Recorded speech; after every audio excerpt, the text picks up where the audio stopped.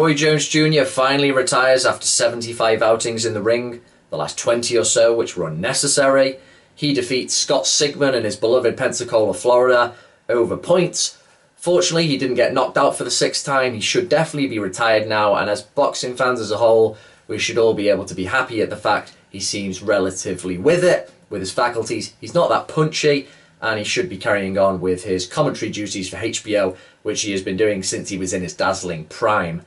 More interesting than any of that, though, were Jones' comments prior to his swan song in proclaiming himself, pound for pound, the best ever. Better than Mayweather in the modern era, and not only that, better than Sugar Ray Robinson. Now, I may ultimately disagree with his sentiment there, but Jones's career is great enough to merit a response on this issue.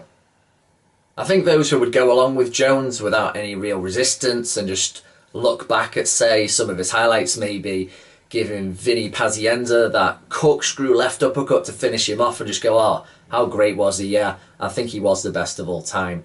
I think those kind of people are similar to those who said Mike Tyson was invulnerable when Kevin Rooney was in his corner.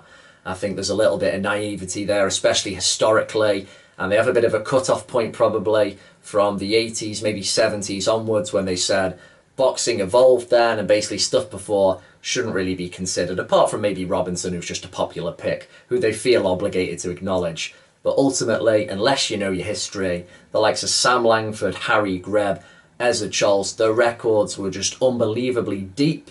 They may have allowed back then for things to be done that aren't allowed to be done today, but there are also higher participation levels in boxing. The weight divisions were deeper, there was all kinds of talent, and comparing Jones's record directly against some of them, it does pale a bit. Regarding Robinson, Jones said ultimately that the Sugar Man lost at light heavyweight against Joey Maxim, whereas he was fine at light heavyweight and then also went up to heavyweight. That is true. Let's just forget the circumstances regarding the Robinson-Maxim fight, in which there was great humidity, which made Robinson's efforts ultimately lead to exhaustion. And let's just look at the fact that Jones did hop through more weights there. He was a bit off though. He first said that Robinson started at welterweight. Robinson actually was more of a lightweight when he begun, a real string bean of a fighter, scraping 6 foot, developed slowly, and ultimately was frozen out of the welterweight title picture for a long time while he was beating more and more people. But more importantly is the second point, depth. Jones's career, a lot of it, once he jumped up there in 97, was spent at light heavyweight, and for a lot of people, Jones's light heavyweight years are sort of considered the wilderness years, where he never really had a great rival.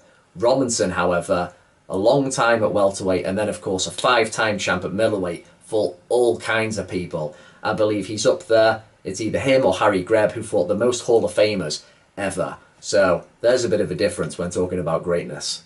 Being told to type in sickest boxing highlights and see what comes up is not a viable reason to support one's greatness, as Jones said. But what he did say about who came from 154 and went all the way up to heavyweight and won the heavyweight title is a tremendous reason, and definitely one of the main things, if not the main thing, that supports his greatness. The only other person in boxing history who did that, who was as light as that and then won that title, was the Cornishman Bob Fitzsimmons, who beat James J. Corbett way back in 1897. The difference here, though, if we're just to compare those two singular achievements, is that, of course, Fitzsimmons beat the man. Corbett was the man at heavyweight. He was the man who beat the man, whereas Jones had the luxury of beating arguably the weakest title holder at that time, who was nowhere near as good or as dangerous as Lennox Lewis, who Jones kind of conceded, I remember, in the post-fight interview after beating Ruiz, that he was the better of the bigger heavyweights and he wasn't going to touch him. So all things considered, considering how rare it was, it is amazing, but when you compare it to the only other guy who did it, it's a little bit different.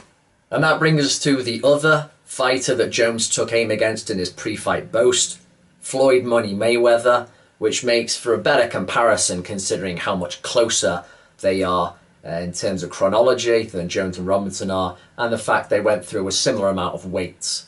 And I pretty much agree with Jones on this one. Mayweather was the best at making money. He was an all-time great. He did some pretty awesome things, but he tried to sell to you that his undefeated record meant he was unbeatable, when he never was. Mayweather, as great as he was, he very well may be the best fighter of the modern era, if you want to cut off the modern era, for the last sort of 15, 20 years. But there was always that maintenance aspect about Mayweather. He didn't always fire on all cylinders. He waited for certain opponents. There was very much a businessman aspect about him that went along and infused itself into his fighting, whereas Jones, he really spread his wings more. And just the fact he absolutely whooped both Bernard Hopkins and James Toney, tremendous A-plus fighters, when they were in their prime, pretty much eclipses anything Mayweather did. He will try to say to you that, I never lost, I took the less punishment, I beat the most amount of world champions in the shortest amount of time, but very selective reasoning here. When you just talk about brilliance, overall greatness, quality of achievements, Roy Jones Jr.